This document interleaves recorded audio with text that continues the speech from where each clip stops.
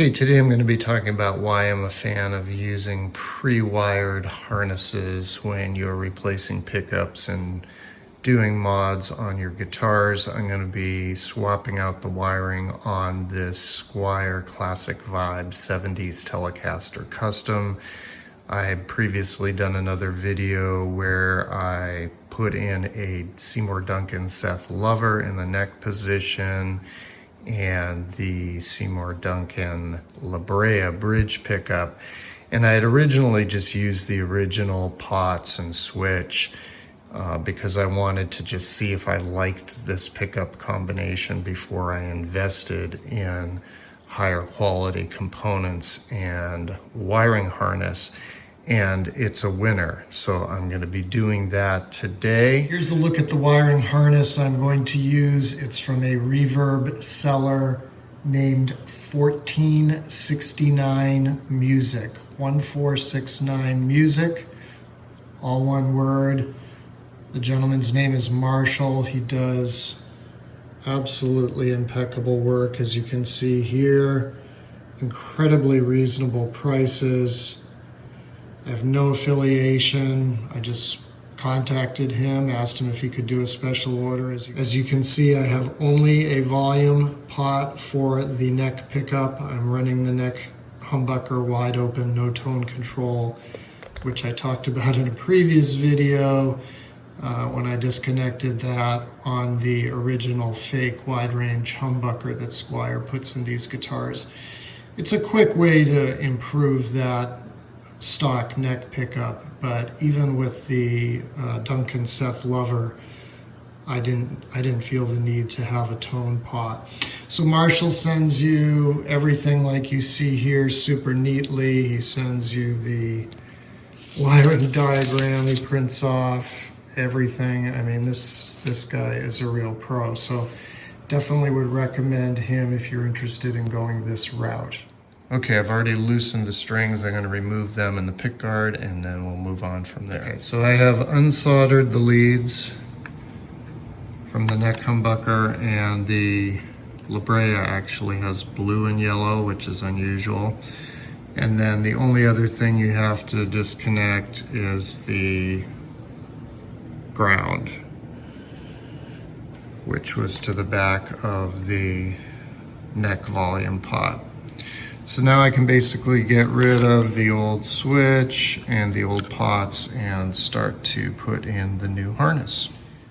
Okay, so I've got the wiring harness attached to the pickguard. You can see that Marshall uses full-size pots, not the mini pots that came with the Squier.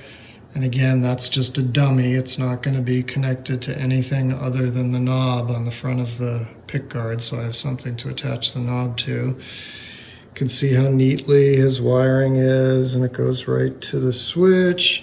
So now all I have to do is attach the neck pickup leads to the pots and do the same thing for the bridge pickup, and then slap the pickguard back into the guitar and string it up.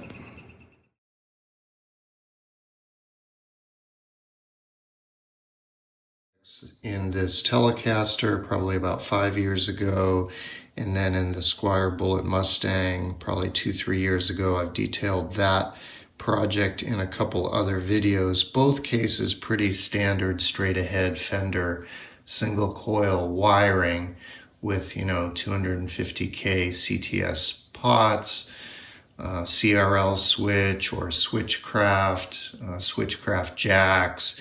You get to pick the capacitor, you get to pick the capacitor value, if there's anything special you need in terms of length of the leads or whatever. And for me, it's really less about, picking a vintage capacitor versus having it all done for you neatly, cleanly, professionally, so that you can easily swap your pickups out. Okay, so today's project went off without a hitch. Thanks again largely to Marshall at 1469 Music on Reverb. Again, I have no affiliation. I just like to pay it forward when someone does me a solid, and he definitely did, because again, this is just a dummy. I had the special order with the no tone pot on the neck, 500K, 250, 250. I had to specify that these are short shaft metric pots. This switch is different from the switch that Fender uses on their 72 Telecaster Custom. This is, again, the Squier 70s Telecaster Custom. Looks the same, but it's not. So anyway, he really worked with me, and so check him out, man. I mean, his prices are ridiculous. Most of his harnesses for Strat, Telecaster are in the $50 to $60 range.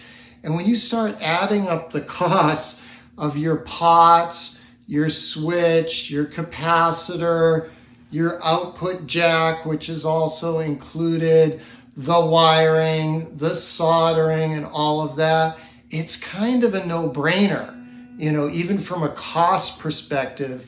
In addition, which, as I said earlier, for me is the biggest impetus, which is convenience and knowing that it's done right, knowing that it's done professionally. I'm not good at soldering. I'm just not. I'm never going to be a great solderer, right? So this is the neck humbucker, which again is a Seymour Duncan Seth Lover.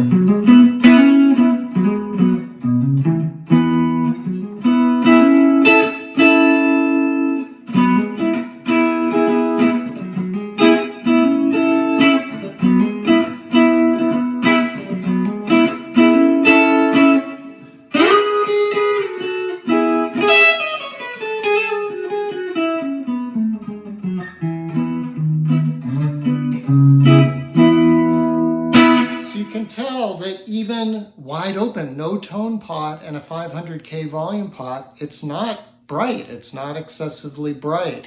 So if you've got a dark neck humbucker and you want to brighten it up a little bit, liven it up, disconnect the tone pot. I never use it on a neck pickup, frankly.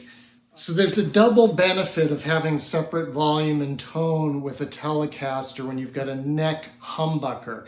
First benefit is you can use 500K pots, or pot in this case, for the neck and 250 for the bridge. But the real kicker for me is the middle position, because you can play with the blending of the two pickups, which you can't do if you've only got one volume control, right? Controlling both pickups. But with separate, you can have the neck pickup full on, or you can start rolling it back and get a...